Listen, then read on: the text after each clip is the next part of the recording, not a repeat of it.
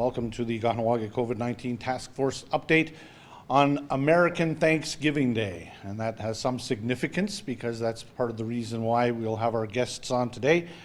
They are Ratsénhaienhs Phillips from the Mohawk Council of Kahnawà. He happens to be the MCK liaison to the task force. And starting off though, we will bring on for the first time the public relations officer for the Kahnawà Peacekeepers. Let us welcome Zachary. Kyle?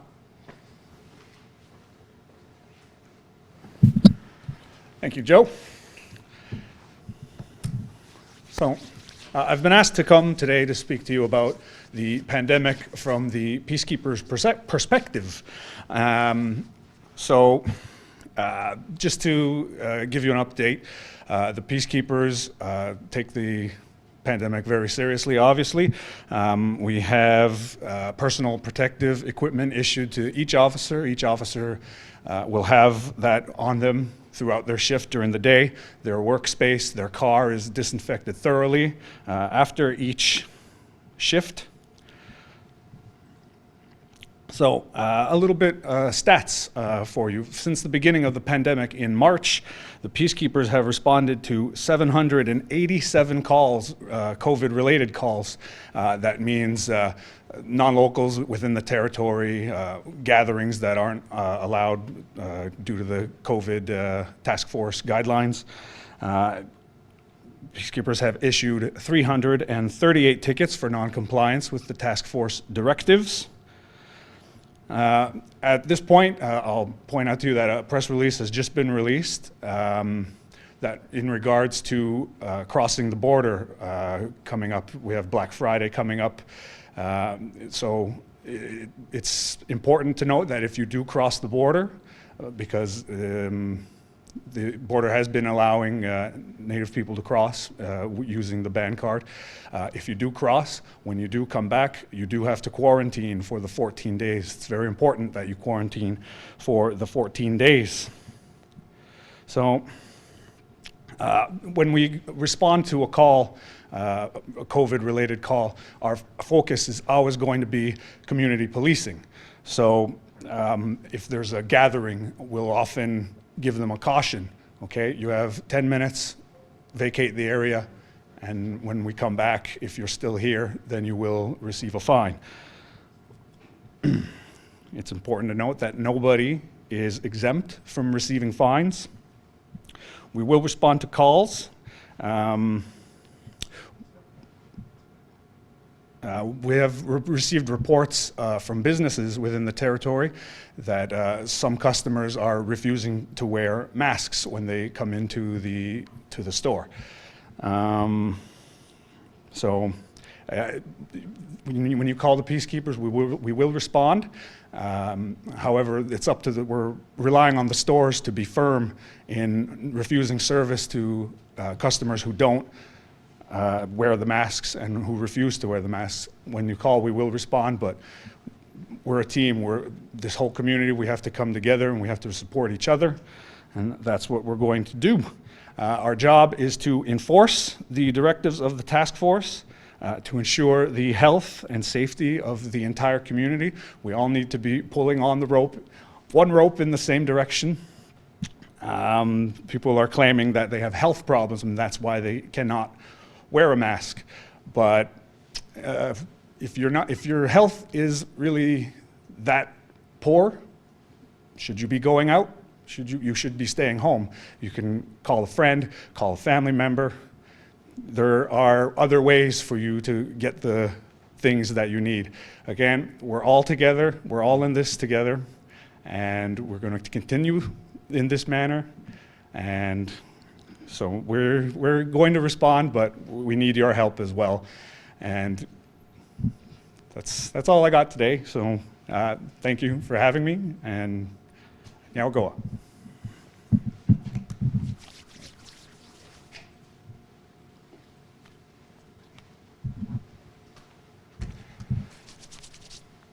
And now go Kyle Zachary, the public relations officer of the Kahnawà Peacekeepers. And coming up next is Ratsénhaienhs Phillips, a man who likes to travel.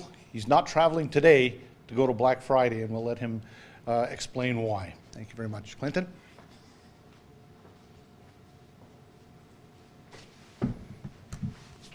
Thank you, Joe. Good evening again, Kahnawake, and welcome to another edition. I guess I'm here today to discuss, this weekend is usually a very busy weekend in terms of people going away. People, usually head out across the border for the terrific sales you see. And, even in Plattsburgh, Albany, Burlington, Vermont, people now are looking to stay on this side of the border, looking at Ottawa and places beyond to do some shopping. I guess, maybe to pick up where Officer Zachary left off was, we're trying our very best to safeguard the health of this community. I guess with that said, we have to talk about risk factors. Kahnawake has yet, and luckily, Kahnawake has yet to see the full wrath of COVID-19. I think we've had up to date, from day one, 41 cases, if I'm not mistaken. And I think we went the entire summer, I think from the month of May to October with 0 cases. That's actually quite remarkable. If you look at what is happening in the surrounding communities, look at Montreal, look at Quebec City. So let's look at the entire province as a whole. Quebec is coming out with recommendations and guidelines. Some of you may be asking and wondering why our Kahnawake is more, stricter. And that's because we are going the extra mile. Recommendations are what we are asking people to do. There are no jail cells waiting for you. There are no guillotines going to be put up in the town square when you get back. But we're asking people to really think about what you're doing. We're pleading with you to use better judgment. If you look at the statistics, and like I said, Kahnawake is lucky that we have not seen the full wrath of COVID-19. We've had X amount of cases, I believe, like I said, 40, 41. To date, we've had 0 hospitalizations from what I know, and we've had 0 deaths, which even Chateauguay, our closest neighbor, cannot lay claim to that. So what are we doing differently? We're asking people to watch what you're doing. We're asking you to minimize the risk. We know that masks work. We know that social distancing works. Nobody likes to travel more than me, I believe. I've been all over the world. And right now, could I just jump in my car and drive? Oh, like you have no idea. But I'll tell you one thing. I have 2, I guess, pre-existing conditions. For those who don't know, I have a very serious cardiac condition, which I've had for many, many years. And my second pre-existing condition is I'm terrified. I watch TV, I read newspapers, I look at the scientific evidence. I see, again, in New York City, freezer trucks on Long Island that have over 600 bodies in there, unclaimed, for various reasons, that have been in there, some since March. We don't see that in Kahnawake. We are so lucky. This thing is nothing to fool around about. There are times when, we see people where, you're glad to see friends, family members at the parking lot at the post office or the bank, or, waiting in line at the market, or whatever we do in our daily outings that have to occur for food and for, different things. You really, is saving $40 on a pair of boots in Burlington, Vermont worth the risk? And that's what we're asking here tonight, Thursday, American Thanksgiving, for you to weigh out the risk.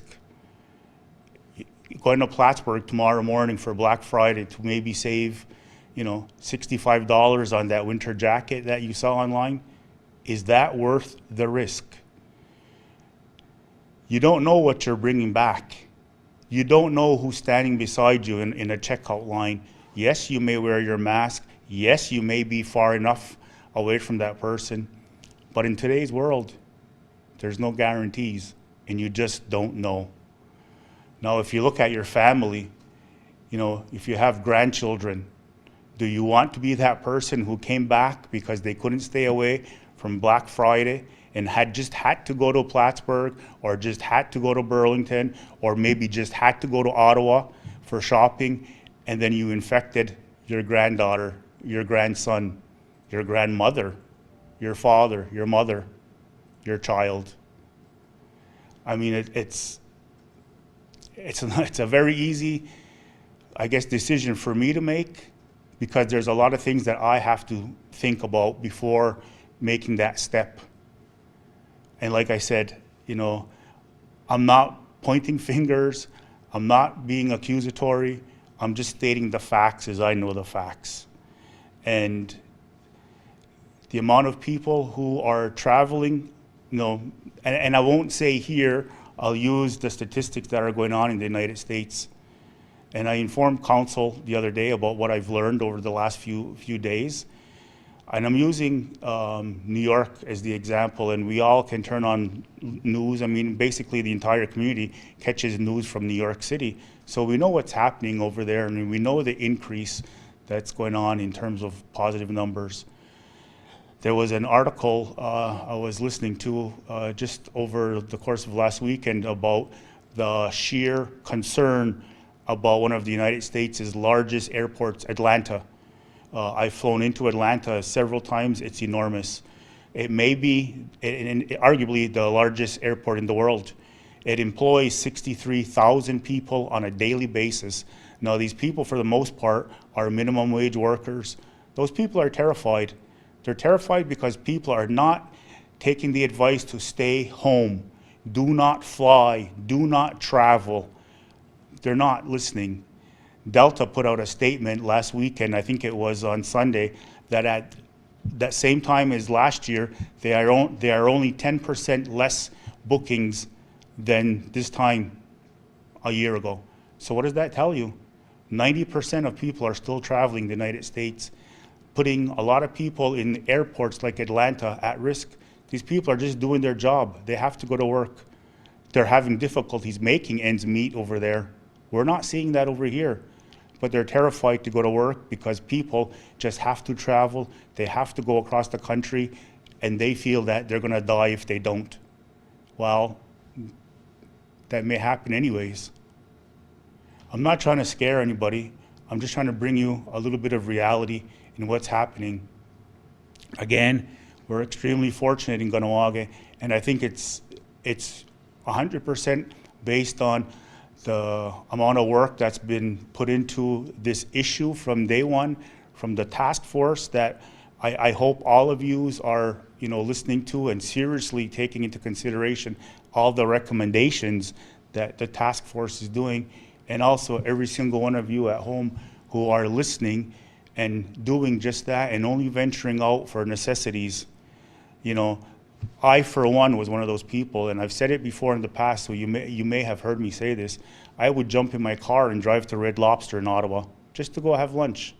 I drove to New York just to go get cheesecake and pizza while I was there, and drive home in the same day.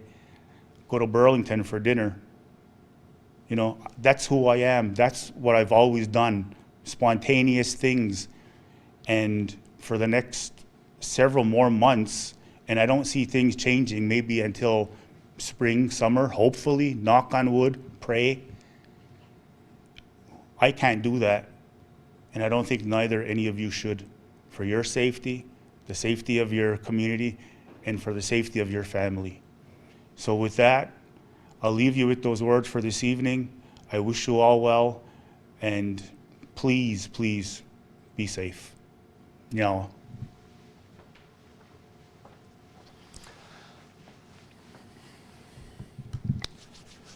Kahnawà Clinton and Kahnawà Kyle as well. And we'd like to thank you guys for watching today. And hopefully you will stay safe. And remember, wash your hands, wear a mask, keep your social distancing, and do have a happy American Thanksgiving if you're one of those people, but do it safely. Do it on, through your computer, via Skype, make some long-distance calls, whatever you do, but do it safely. On behalf of everybody here, Nyauko Adano, Wanagiwai.